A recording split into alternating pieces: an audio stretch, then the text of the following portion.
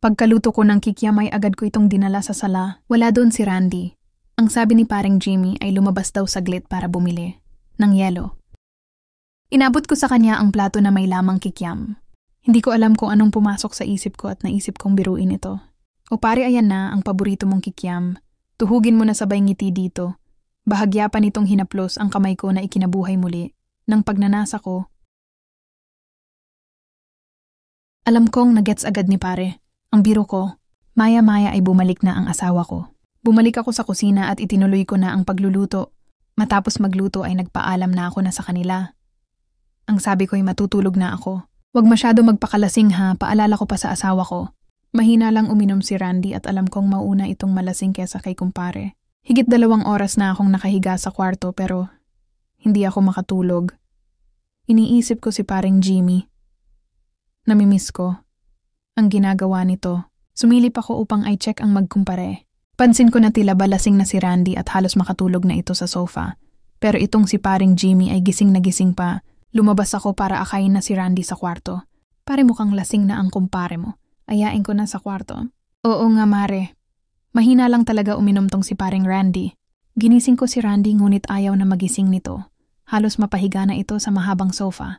Kaya naman nagpatulong na ako kay paring Jimmy na maipasok ito sa kwarto. Bagsak agad ito at tulog na tulog pagkahiga ng kama. Paglabas namin ni paring Jimmy ay nagsabi ito na baka pwedeng sa sofa na lang matulog dahil baka hindi na siya makapasok sa bahay nila at baka tulog na ang mga tao doon. Okay lang ba mare na dito na lang ako matulog? Sige pare, okay lang. Paano tong iniinom nyo? Ligpitin ko na? Oo mare Bea, hindi ko na din mainom yan. Kinuha ko ang tirang alak at inilagay sa ref. Pagbalik ko ay akmang kukunin ko na sana. Ang plato na may lamang kaunting kikiam nang pigilan ako ni paring Jimmy. Mare, bakit pare? Pwede bang tuhugin ko na lang yung natirang kikiam? Nagkatitigan kami nito. Nakangiti ito. Alam kong may nais ipahiwatig. Tumayo ito at niyapos ako sa baywang. Subarang miss na miss ko na ang kikiam mo mare. Nag-init agad ang buo kong katawan dahil sa sinabi nito. Pare, kung alam mo lang, sobrang miss ko na din ang hotdog mo sagot ko. Dito. Yun ang hudyat upang tuluyan ng kumawalang muli ang aming pagkasabik sa isa't isa.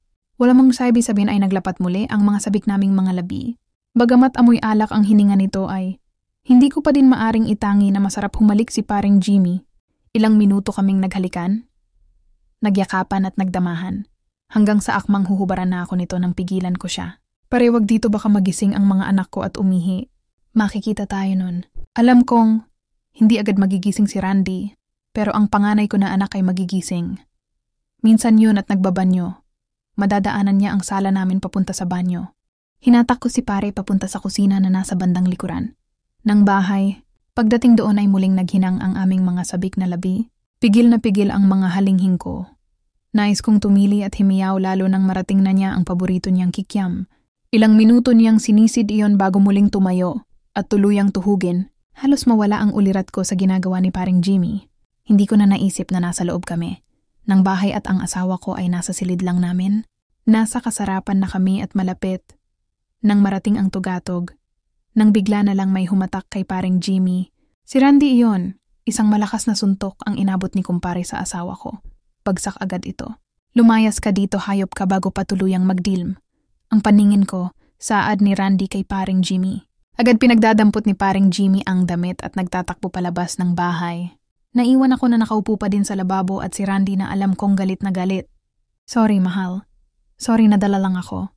Ang naiiyak kong paliwanag dito.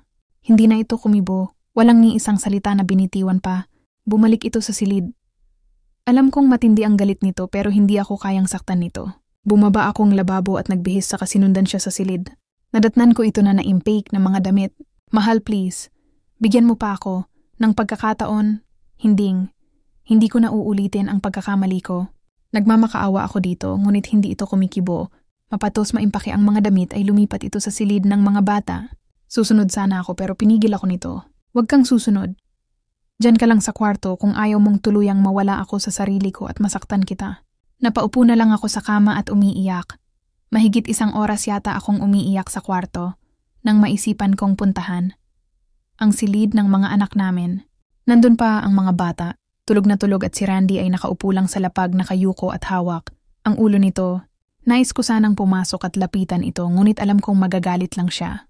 Bumalik ako sa aming silid at bumuhos muli ang luha ko, sising-sisi ako sa ginawa ko. Dahil sa matagal na pag-iyak ay nakatulog ako. Nagising na lang ako ng madaling araw na wala na sa bahay.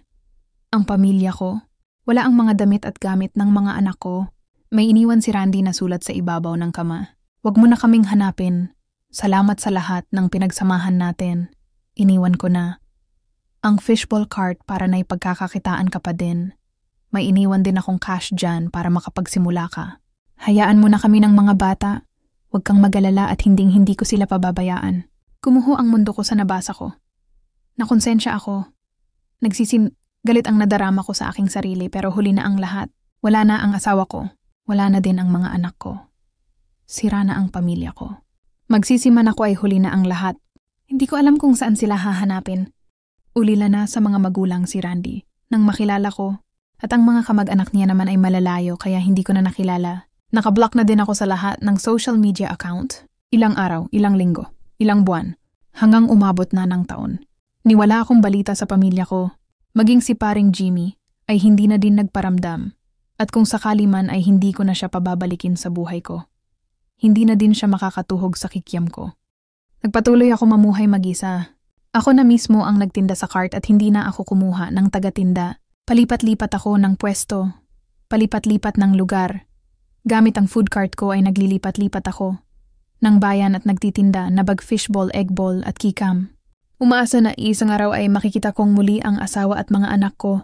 Umaasa na isang araw ay magiging customer ko si Randy at isa rin siya sa mga tutuhog sa paninda ko. At syempre pag dumating, ang time na yon ay anli tuhog din siya sa fishball, eggball.